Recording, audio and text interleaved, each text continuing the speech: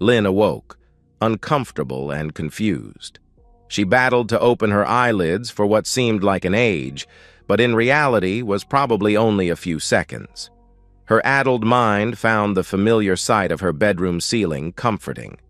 An image of the nightmare that had roused her was still in the forefront of her mind. She'd felt she was suffocating, which had always been a particular fear of hers. Once she managed to not only open both eyes but keep them open for more than a second, she noticed the trigger for her nightmare. John was lying asleep on top of her. His left breast to hers meant she wasn't bearing the full brunt of his weight. His hips between her still wide-stretched legs meant it was enough to restrict her breathing. Automatically, she shoved him sideways. He rolled onto his back and immediately began snoring. She tried to recall what had roused her from deep slumber. The nightmare alone wasn't it. Still not fully conscious, her mind wandered back. On the pretense of putting the final touches to the contract they'd worked on together for months, John and Lynn had left the office before lunch and come to her place for a nooner. Maybe it wasn't the best idea to share a bottle of wine before the important signing this evening, but she'd bought it specially, and it complemented the food she'd bought perfectly. Why not celebrate in style? This contract was the biggest in the history of the company. The fact she'd been chosen to complete it meant she was on a fast-track career as a company favorite. She also wanted to celebrate a change in her personal dynamics, a change she looked forward to immensely.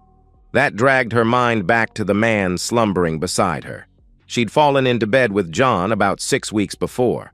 Sharing the stress and long hours with her fellow lawyer and colleague formed a bond that had almost inevitably resulted in the physical affair they were currently engaged in. Having crossed the line once, crossing it the dozen or so times since hadn't been a biggie for her. The unusual hours she was keeping, plus the travel, made it so easy. Still a little confused, Lynn tried to recall details of how she'd ended up like this. Her lips curled into a smile as details returned to her. With 6 hours to kill and much to celebrate, John and she parked in her carport and made out like teenagers. With the heat rising, they dragged each other through the internal door to Lynn's lounge, ripping each other's clothes off as they went. Once they were both naked, Lynn forced John onto his back on the huge sheepskin in front of the fireplace. Going to the fridge, she returned with food, wine, and glasses. She straddled him but didn't allow entry. Every time he made to sit up and push her onto her back, she pressed him down. Lovingly, she fed him titbits from her organized picnic.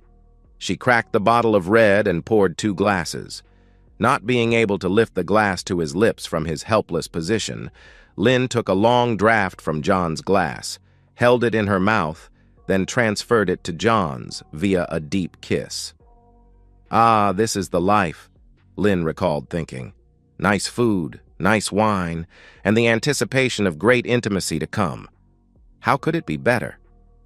In the here and now, Lynn wondered how much wine she'd drunk.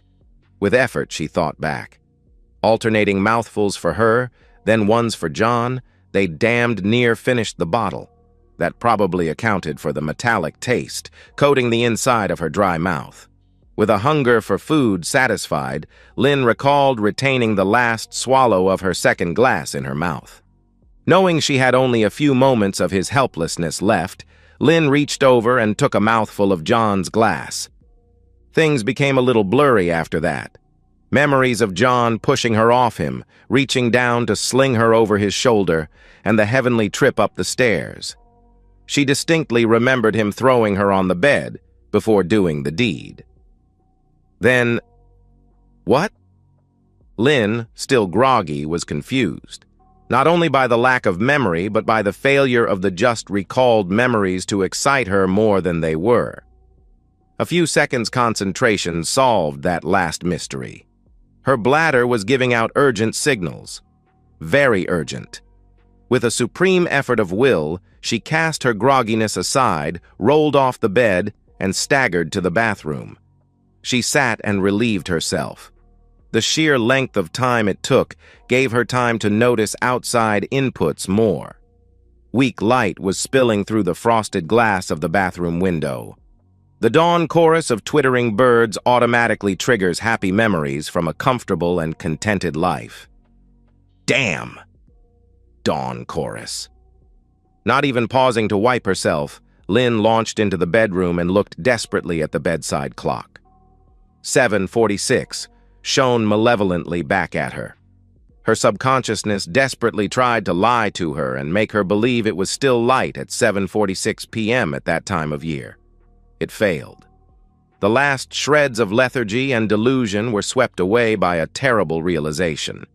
It was almost 17 hours after she and John were supposed to sign the most monumental deal in their company's history, and somehow, they'd both slept right through it. A chill paralyzed Lynn for seconds as she felt the bottom fall out of her perfect world. Her reflex was to get to work as soon as possible and salvage what she could. Taking the last 3 steps to the bed, Lynn shook John's shoulders violently until his eyes drifted open groggily. "Get up, you stupid jerk! We slept through the night. It's almost 8 and our jobs are toast." Lynn impatiently watched as what had taken her minutes was accomplished by John in seconds.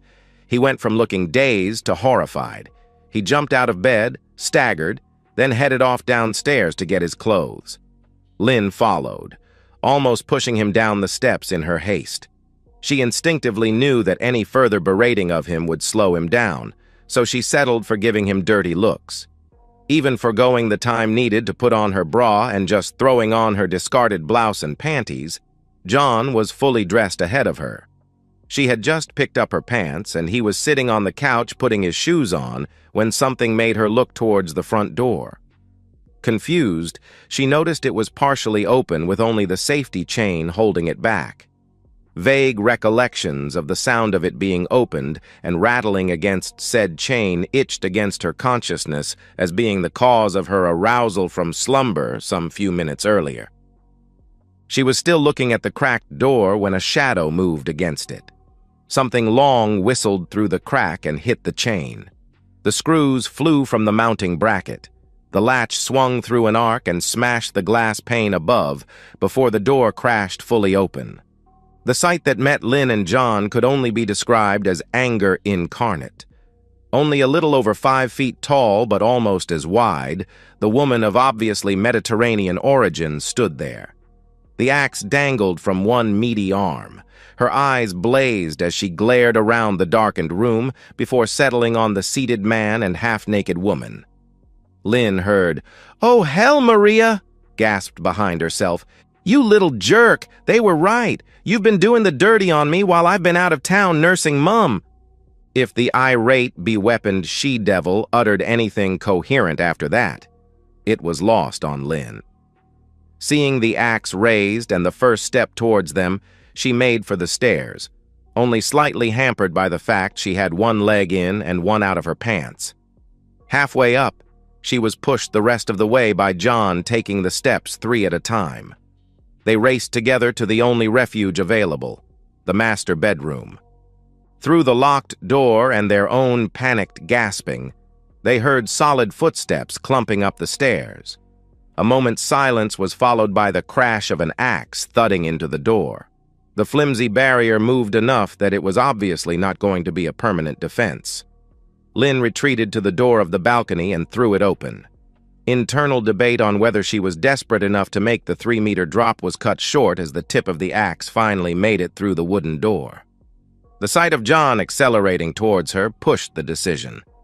She instinctively knew she didn't want to be the only one left alone in a room with that.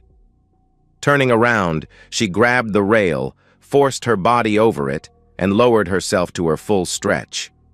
Letting go, she dropped the rest of the way, landing heavily on her feet before falling on her back, winded. John, following the same logic as Lynn, vaulted straight over the balcony rail. Landing awkwardly, his ankle rolled under him and he gave an involuntary yelp of pain. Lynn, her heart set on escape, took off straight away. Instinctively, she made for the carport. Entering, she had her car door open before she noticed the strange car in the driveway blocking hers. She grabbed her handbag from the front seat and had just made it to the entrance when John painfully hobbled over. "Where's my car?" We don't have time for stuff like that. Lynn sped to the strange car, glancing around to check for signs of pursuit. Her eyes were drawn to the 4 flat tires on her car. Confused, she looked into the strange car. She saw one thing that was good and one not so good. The former was the keys dangling from the ignition. The latter was the manual gear shift. She'd never bothered learning that. Her options flashed through her mind until the noise of an angry behemoth coming towards her told her she had none. "You drive, John." "I can't, Lynn. My ankle is busted. You'll have to." The internal debate was useless. Lynn jumped in the driver's seat and John hobbled around to the passenger side. She started the engine just fine and then asked what to do next. John looked at her, terrified and confused, until realization dawned. He told her to press the pedal on the left, then rammed it into reverse himself. Somehow the car avoided stalling as Lynn released the clutch and hit the accelerator. As they shot backward out of the drive, a swinging axe put a large divot in the windscreen, right in front of John. Lynn backed up the street until the armed woman chasing them gave up. With the luxury of time, John coached Lynn through turning around. This included Lynn stalling twice. Lynn thought their first priority was to get to their work as quickly as possible to salvage the contract that had been put in jeopardy by their sleep-in. She was annoyed that, after the adrenaline of the past 5 minutes had started to fade, all John could do was complain about his sore ankle, then slump into semi-consciousness, rousing only when Lynn forced him to answer questions. "I take it that was your wife?" "Uh-huh," John replied. "How did she get the front door of my house open? It was deadlocked and everything. Thank the safety chain was on, or she would have caught us fully in flagrante delicto." That didn't require a response, so didn't get one. Just before they got to their destination, the engine alternately whining with over-revs or shuddering due to being in too high a gear, John roused. "Lynn, where was my car? I did drive it to your place yesterday, didn't I?"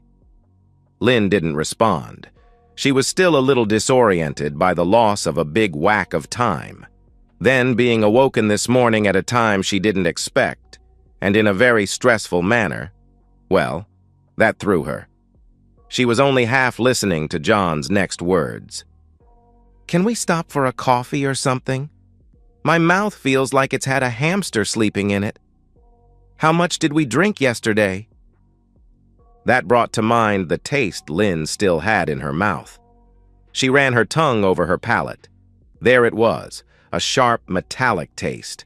It tugged at her memory banks. She was distracted from those thoughts, firstly by John's snore, and then their arrival at their place of business. She elbowed him awake, and they headed for the office. Outside the door, Lynn looked at John's disheveled state, then became aware of her own unfettered breasts. She could only imagine how she looked.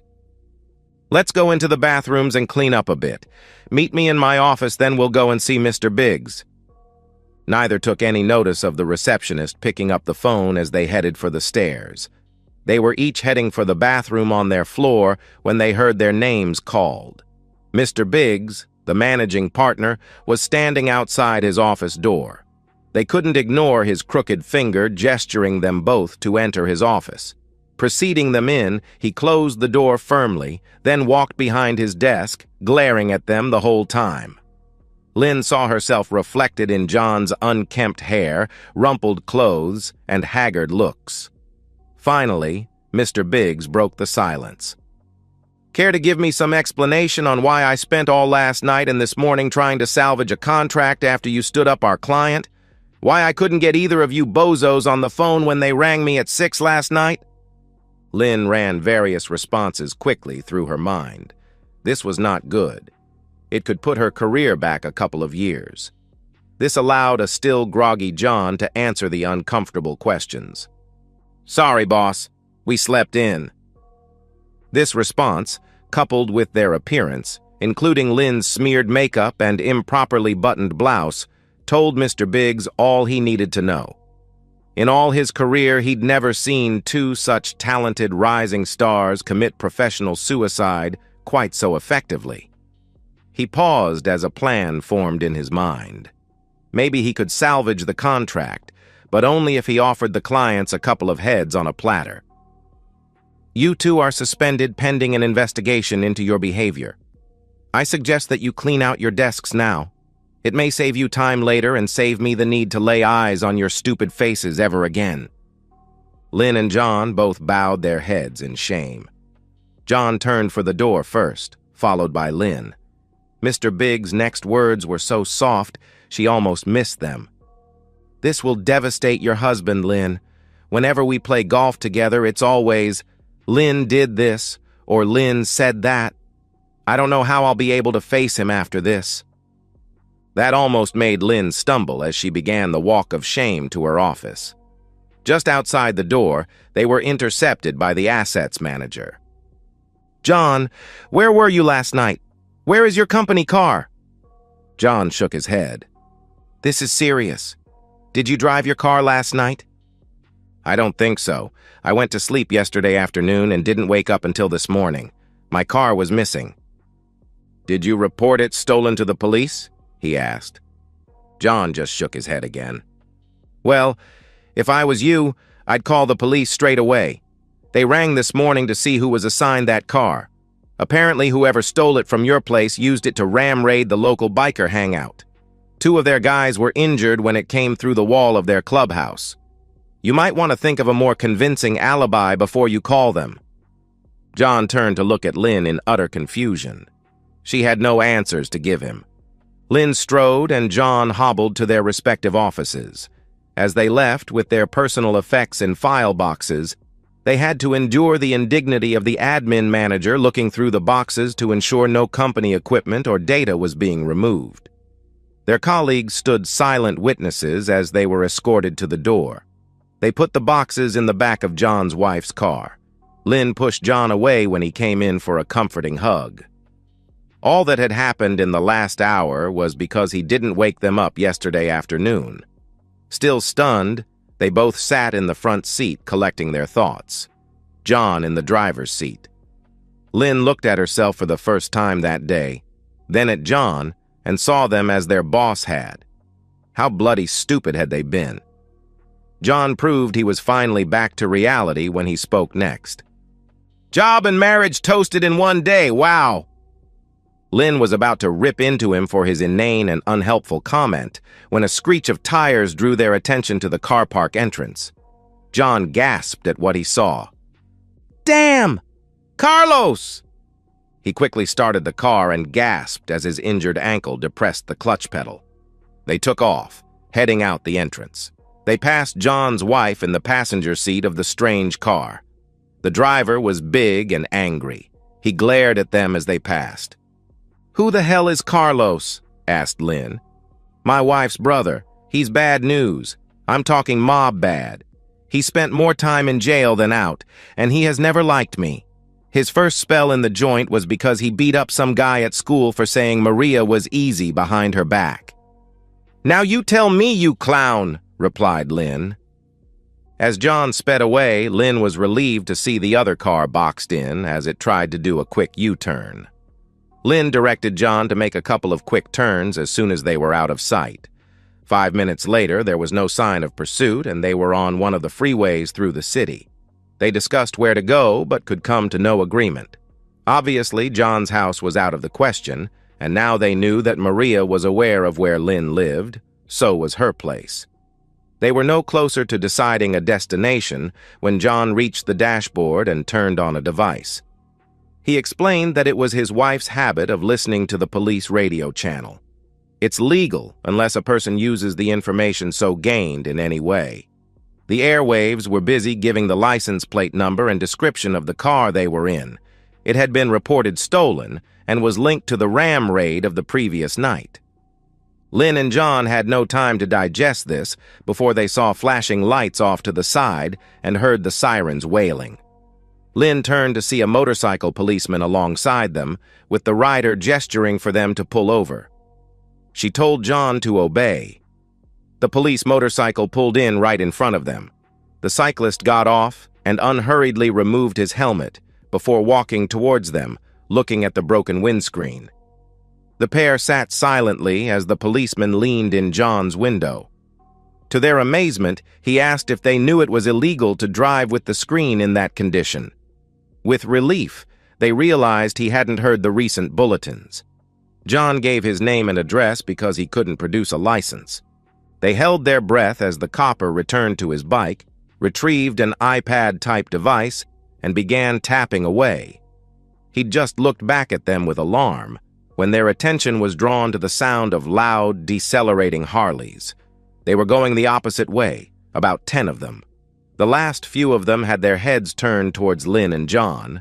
The rest were slowing down, looking for a gap in the railing to cross the median strip. John reacted automatically. He started the car, shoved it into gear, and took off. His plan, if he even had one, was to pass the motorcycle policeman on the inside and accelerate along the shoulder until he had the speed to pull into the traffic. He was so intent on looking in the wing mirror that he missed the policeman's reflex action.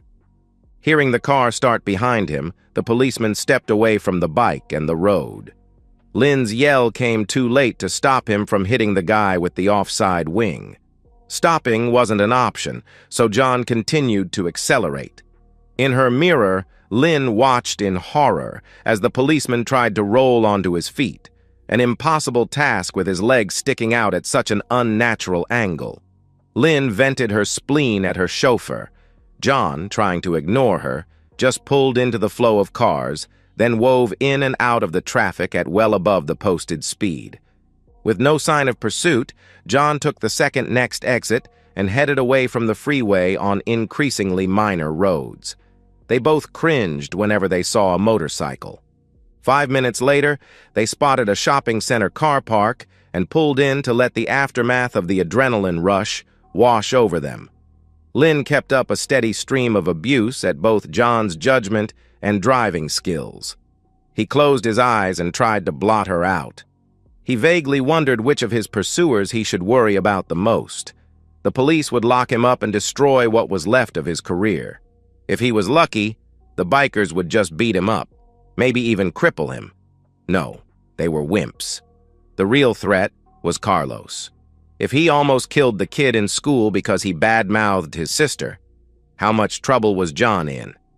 To distract himself, he rooted through his wife's glove box until he found an old Leatherman tool.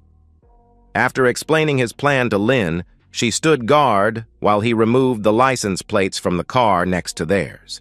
He put them in their car, then, as an afterthought, put their old ones on the other car. It was less conspicuous than leaving it bare. They had to buy time until they decided what to do. They then took off on the road leading further out of town, pulling into a secluded spot along a river. Exhausted and tired, they laid the seats back and rested. As an afterthought, John suggested Lynn turn her phone off to prevent it from being tracked. "What the hell do we do now, John?" "Buggered if I know, Lynn. I've got no phone, no wallet, and no money. If I turn up back at my place before she's had a chance to settle down, I'm toast. The same goes if I turn up at any of my family's places, I suspect. What about your place? They're probably watching it, but we could sneak in. Surely your husband will look after us, won't he?" I don't know if we'll get much of a welcome there," Lynn replied. "Why not? You said he knew about us and was cool with it." "I may have lied a little about that. Yes, he did know about us, but I may have exaggerated about how well he took it, so you could relax." "So you mean I have to watch out for an angry husband as well as everyone else? Jesus." "No, he's not like that. He hasn't a malicious bone in his body and wouldn't hurt a fly. He's a pharmacist, and I think they take the same oath as doctors, you know, not to hurt anyone."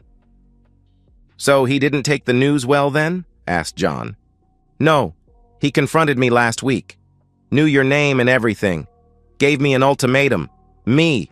Like an arrogant woman, though, I told him to get lost. I wanted everything. A career that was going places, a nice house and car, comfortable husband and family. I told him I demanded to have a lover that filled me up as well. If he couldn't live with it, I would get one of the partners as my divorce lawyer. He'd end up living in a shoebox, begging me to see the kids every month or so. I was bluffing, but he didn't know that. He lives for those kids. I half expected him to call my bluff, but he just stormed out. I haven't seen him since. The next day, I dropped the kids off at my parents' and met you at that motel. Last Monday, you remember? Despite everything they'd been through that day, John was horrified to be sharing a car and a nightmare with the creature Lynn revealed herself to be. It took minutes for the speechlessness to wear off. So, you gave him a choice? Put up with you messing around on him or lose everything? Why not? The law says I can get away with it, so why wouldn't I? Why look so shocked? Weren't you messing around on your wife as well? Yes, I was, but I didn't insist on ripping off to do it. Pardon the pun, John replied. Lynn shrugged. John saw Lynn in a whole new light. With his blinkers off, he realized that the smile he'd found so sensuous until now had a hard edge to it. He couldn't imagine such cruelty as the one she'd just blithely described, with all the signs of a clear conscience. For her part, Lynn wondered where she could get a drink. She still had that damned metallic taste in her mouth. She joined John in dozing until hunger woke her in the late afternoon. She roused before him and turned her phone on to send a quick text to her mother to look after the kids indefinitely. God knows what her parents were being told. When John woke, they pondered the known mysteries of the last few days to avoid the difficult questions like, what the hell are we going to do next? Not turning up for a contract signing after having obviously slept together had lost them their jobs, obviously. But what made them sleep for a solid 17 hours? Then, how had John's wife not only known where to find him, but had a way of opening the front door? They knew if it wasn't for the safety chain, they would both have had their skulls crushed in. They'd seen the look in Maria's eyes. They were stuck on this point when Lynn glimpsed Carlos's car cruising slowly down the road, through the trees. It kept going, however, and as soon as it disappeared around a corner, they took off the other way. John was angry when he learned that Lynn had turned her phone on earlier. He reached over to grab it and throw it out the window, but she protected it. Again, they turned off as quickly as possible and headed in a completely different direction. That didn't matter. They didn't have a destination in mind anyway. It was 2 hours before dusk when they passed a remote fuel stop about 200 kilometers from home. With a glance at the fuel gauge, John took the risk and pulled in. While he fueled up at the automatic Bowser, Lynn went in, used the facilities, and then grabbed some food before going to the counter to pay. 2 attempts at paying with her debit card were declined. She looked to see how much cash she had while the attendant tried her credit card. That was declined as well. Just then, the attendant looked over her shoulder and asked what her husband was waving at. Lynn turned and saw John gesticulating to her furiously. She sprinted from the office, deaf to the shouts of the shop assistant yelling about the food she still held clasped in her hands. She walked briskly to him. He was babbling about 2 bikers who had just shown up. One of them immediately got his phone out. Lynn ordered him to get in and go. John obeyed with haste and they sped off. Lynn again watched in the mirror as the bikers gave chase. She didn't think it was a good time to burden him with the fact that the police had arranged for her cards to be canceled to stop them from running. They'd only made it a couple of kilometers when the sound of revving motorcycles could be heard over their own screaming engine. 1 bike was in each of their back quarters. John steered into the middle of the road as they went around a corner. As soon as they hit the next straight, the bike behind their left side surged forward to overtake. Reflexively, John edged left. That allowed the guy on the right to seize the opportunity.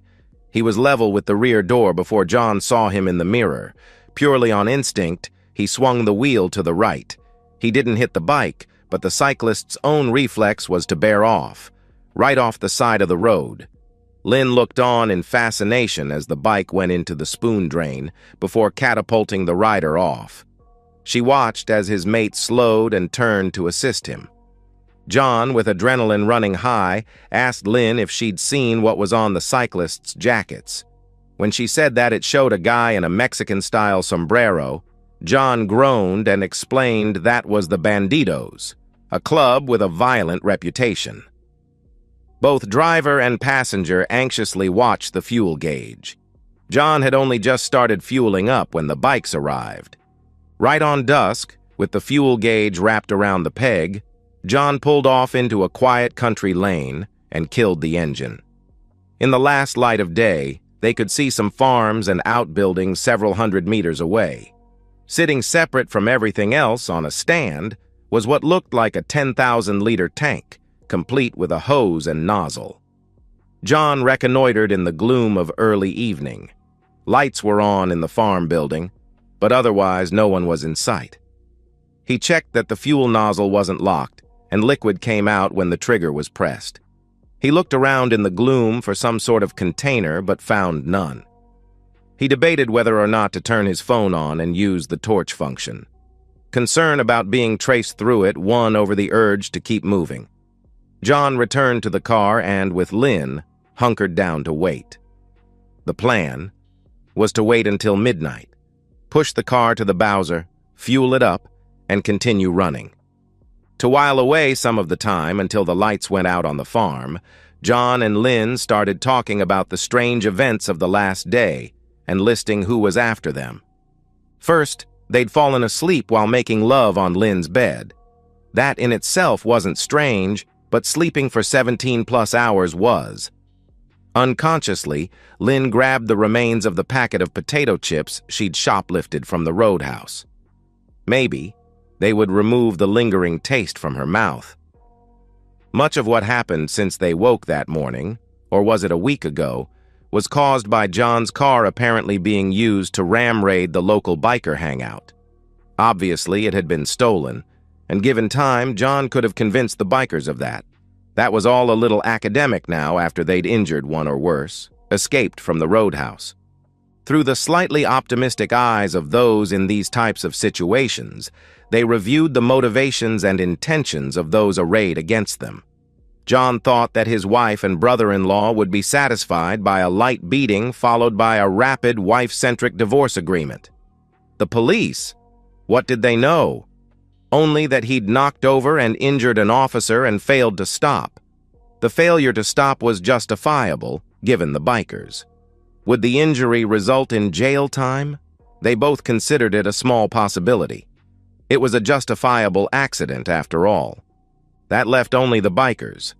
John suggested that their reputation had been exaggerated by the media and they weren't actually as bad as everyone made out. Lynn kiboshed that optimistic line of reasoning. Her husband used to be in a biker club. He'd described a culture of crime that was an accepted way of life, and violence was endemic. Her husband's office in the club was in charge of stealing cars, either for sale or for use in their various nefarious activities. It became obvious to John that due to Lynn's memories of those stories, she was very, very afraid of the bikers. She went on to describe how her husband had escaped from the criminal life, got a straight job, and worked his way through university. It was obvious that Lynn was quite proud of her pharmacist. The car went quiet, and silence reigned until the lights went out in the farmhouse. Between John and Lynn, they pushed the car, with difficulty, over to the Bowser. Nervous and panting, John opened the fuel cap on the car and started filling it. It gurgled nicely into the tank until it overflowed. Hobbling back to the driver's side, he got in, started the engine, then floored it so the farmer wouldn't glimpse them and pass on a description. They'd just made it to the farm gate, about 50 meters, when the car hesitated. 20 meters later, all the lights on the dash went on as the engine stopped. Looking out the back window, Lynn urged John to get it restarted. Despite continuous cranking, it refused. A horrible thought occurred to Lynn. Is this car petrol or diesel? Petrol. Needs 98 octane, I think. And what was in that browser? Most farm equipment runs on diesel, doesn't it? How the hell should I know? I'm a city boy, John replied. They both began yelling at each other and still were when John's door was wrenched open and the farmer dragged him out. Pressing him to the side of the car, he demanded, loudly, to be told what the hell was going on. Lynn used the opportunity to jump out. The car was in a gateway, and there was no room to get between them, so she was forced to go around the back, then along the driver's side. As she passed the struggling pair, she saw a short length of a tree limb, about 75 millimeters thick and 900 long. It was bad enough being on the run. The thought of being on the run alone was terrifying. With only a second's hesitation, Lynn picked up the log and, with no style, whacked the farmer over the back of the head. He went down like a sack of spuds. Wide-eyed, they stared at each other. Then John hobbled after Lynn as she fled toward the highway, using her impromptu club as a walking stick. They didn't hesitate when they reached it. Just started walking in the direction they'd been going all day. Towards nothing. Away from everything they knew. They threw themselves off the road every time a car came along. 2 hours later, they passed a sign saying the next town was still 10 kilometers ahead. They were both mentally and physically exhausted. John's ankle hurt like hell, and Lynn was starting to get blisters. Spotting a lone barn, they forced a way through the fence and made for it. There was enough hay in it to provide an adequate bed. They both fell into a troubled sleep. Day 2. Lynn woke way before dawn. Still tired, hungry, and thirsty, she was a little confused, not realizing where she was. The metallic taste, still in her mouth, brought the unpleasant memories of the previous day crashing back. Strangely, her first coherent thought was of her children. Her recent entitled, selfish mantle aside, Lynn loved her children. If she could avoid being killed or thrown in jail, she would go home, hug her children like never before, and wait for her husband to come groveling back to her. With time, things could go back to normal. Delusions, all of them, but believed by a famished, thirsty, exhausted, and desperate mind. How much trouble was she in? Lynn asked herself. John's wife and her mob brother were after John. If she could get to the police, they would protect her. It was John's car that had been used in the ram raid, and John who'd knocked that biker over. They were after him, not her. Again, the police could protect her from them. That left only the police to worry about. What had she really done wrong? Pilfered some stuff from a roadhouse without paying. Hardly a custodial offense. Now, she'd assaulted a farmer. That was time for sure. But how did the world know it was her that did it? The solution to all her problems suddenly became obvious. If she left John sleeping and got to the nearest police station first, she could lay just about all the blame on him, even claiming the assault on the farmer was him. After turning him in, all she could expect was a slap on the wrist. Once the world knew where he was, they'd forget about her, and she could sneak quietly back home. Lynn examined her conscience with this plan in mind. Could she do that to her lover? Like most relationships that come out of cheating, Lynn realized theirs was doomed from the start. He was just a new guy when she needed one. Besides, he was a cheater. She'd never trust him enough to have a long-term relationship. Lynn smiled to herself and prepared to sneak away from the barn. A faint rustling noise caught her attention. In the moonlight, she saw John quietly picking up his shoes and heading out of the barn. Instinctively, Lynn knew what was happening. After his own internal debate, John, the rat, had decided to stop her, the little jerk. Enraged, Lynn sprang to her feet, picked up her walking stick, and brought it down on John's head. He went down and stayed there. Removing his shoes, she threw them in separate directions into the darkness. Lynn's plan was modified. She'd claim self-defense when it came time to explain this episode to the police. Jaw set, Lynn strode toward town. An unknown time later, Lynn risked turning on her phone briefly to check the time and distance to town. She was almost done when it began operating and changing screens by itself.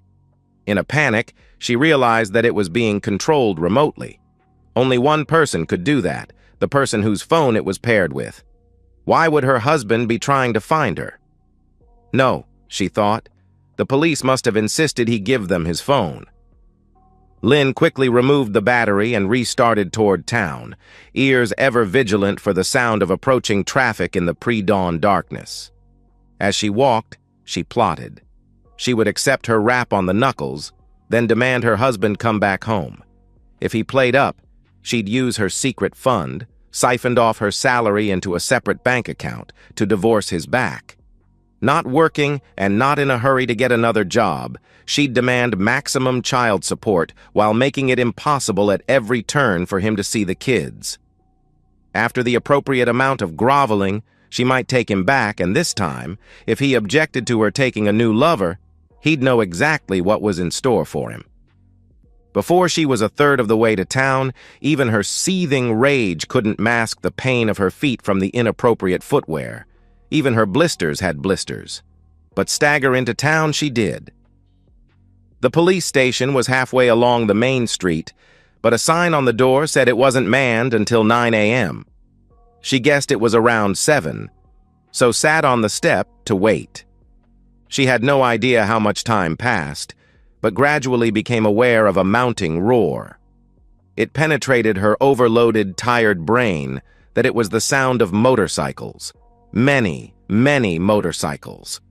Leaping to her feet, she ran around the side of the police station and hid in some bushes.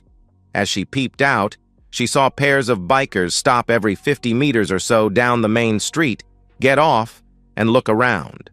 The door of the station opened, and a uniformed man with sergeant's stripes walked to the curb and looked up and down the street. Lynn jumped up and ran into the open door. Curiously, the policeman followed her in. The sergeant was very interested to hear who she was. When she told them where John had been when she last saw him, he jumped on the radio and briskly gave orders to his unit on patrol. He then made some other calls before interviewing Lynn properly. She was very cooperative, and soon he had a witness statement attesting to 2 assaults by motor vehicle and an assault on the farmer. Partway through, a groggy John was brought in. The sergeant took one look at him and called an ambulance. When it arrived and John was stretchered up and loaded, the bikers closed in but were kept at bay by the police escort. As the ambulance and escort drove off, Lynn, peering around the doorframe, saw John's brother-in-law sprinting for his car and a ton of bikers racing for their rides. Things quietened down again, and Lynn finished her statement. She denied knowing anything about how John was injured. With only shoplifting to her name, Lynn was formally charged and told she could go. With her part in the serious injury of an officer, the police weren't at all cooperative about letting her use a phone, and her mobile having gone flat, she decided to walk to the nearest payphone to make a call. To who, she hadn't yet decided. Suddenly, all hell broke loose in the station. Gradually, Lynn pieced the story together. The ambulance and escort had been hijacked by unidentified bikers and others. Luckily, no one resisted, and everyone was unharmed. John was missing. Lynn sighed. Now there was no one to refute her side of the story. She stepped out into the street and saw half a dozen bikers in either direction, looking at her. She ran back inside and asked for protective custody. Still, in an unforgiving mood, the sergeant laughed and asked for what? Shoplifting? She was told that as it was public property, they couldn't force her to leave until 5 p.m. when they closed. Lynn begged and pleaded, but the sergeant was vindictively adamant. Just before 5, she checked to see if the bikers were still there. They were. Lynn, sore, hungry, tired, and weary beyond belief, felt she had no choice. Dropping her chin to her chest, she turned and walked back into the station. 15 minutes later, the sergeant had a confession to 2 serious assaults, and Lynn took residency of a nice, safe cell. Lynn's husband put down the phone. The call from his lawyer had told him not to expect his wife home in the next 5 years or so. It also predicted one of the quickest and most one-sided divorces in history. He glanced toward the tempting bottle of Lafroig. He'd been nudging the bottle a little much in the last month or so, ever since his and Lynn's wedding anniversary. He'd been at work and needed the date for a form. Glancing at the calendar, his heart sank as he realized it was their anniversary. Like the last time he forgot it, he predicted he was going to cop a flogging when he got home. He was just in the middle of arranging to leave early to buy a gift when Lynn rang. She had to work late that night, She'd obviously forgotten their anniversary as well, which was very, very out of character for her. Something must really be distracting her. He did leave early and did buy her a nice necklace, then was home in time to meet the kids from school and make them a healthy dinner. Lynn came home after 9, and he looked at her unemotionally for once. She avoided coming over for the customary kiss or even making eye contact. With blinkers off, he could see she was freshly showered. The hair on the nape of her neck was still damp. There was no mention of the missed anniversary. He was lucky that she was so busy hiding her own demeanor that she totally failed to spot his unusual one. The rest was easy. He waited for her to work late again, followed her from her office to a restaurant, then a motel, noted her lover's number plate, and then did his research. He had no plan when he confronted her. For the sake of the children, he may have forgiven her if she'd been suitably remorseful and convinced him it would never happen again. Her actual reaction shocked, appalled, but most importantly, offended him. He left to calm down, to avoid physically hurting her. Cheap, commercially available, telephone and email bugs provided the data necessary to fulfill the rest of his plan. The whiskey bottle beckoned to him still. Why not? The kids were in bed, it would be harmless. That made him sad. Tomorrow he'd have to have that conversation with his kids. They wouldn't be seeing their mum for a while. Well, not unless she found another source of bail money. That was a conversation he really wasn't looking forward to. He thought back to the paperwork shuffle he'd accomplished at work today. With luck, and only a cursory audit, the missing sleeping pills would never be missed. If one of 6 customers actually counted the pills in the bottle and reported them one short, then he'd get a slight rap on the knuckles. He idly picked up his phone and deleted the tracking program. Then he deleted a few contacts he would never need again. Lynn, Maria. Checking his bank balance online showed him that all their old joint account balances had been transferred to his new account. The balance was consistent with the contents of Lynn's secret account being added as well. As soon as he'd come to terms with the fact his wife could be deceptive, he'd gone looking. The arrogance of the woman, putting the statements in a folder next to the regular accounts, relying on the fact that he took little interest in the family finances, them being her domain throughout their marriage. Her password had been predictable. He shook his head. How long had she known him? Did she really believe he'd contemplate, for even a second, leading a life of humiliation? To give up the pride he knew was the cornerstone of his belief system? She knew he would die for his kids. How much easier it would be to kill for them.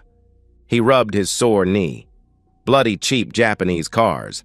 The dashboard shouldn't collapse after the car hit one itty-bitty little brick wall. He poured himself a generous tot. For medicinal purposes only, you understand. Pulling out his checklist, he double-checked everything was completed, then lit it with the firelighter and threw it into the fireplace. As he watched it burn, he scoured his brain for anything he'd missed, but once again could not find a base uncovered. He took another sip, and for the first time in weeks, fully relaxed. That'll do, Dave. That'll do. And so, we've reached the end of today's story. Was it what you expected, or did it take a twist you didn't see coming? I'm curious to hear your thoughts. Share them in the comments below, and let's get a conversation going. If this story kept you hooked, make sure to hit that like button. And if you're new here or just haven't subscribed yet, now's the perfect time to join our community. I bring you fresh, captivating stories every day, so click that subscribe button and turn on notifications so you never miss out. Thanks for watching, and I'll see you in the next one.